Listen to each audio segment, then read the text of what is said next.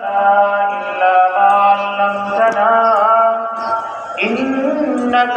أنت العليم الحكيم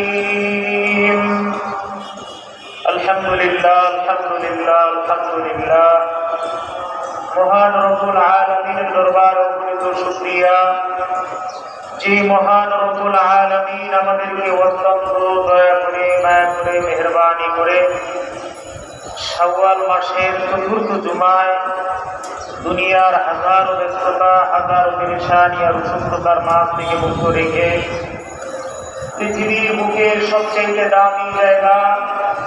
রহমানুর রহিমের মহান মসজিদে ইবাদতের উদ্দেশ্যে সমবেত হওয়ার তৌফিক দান করেছেন।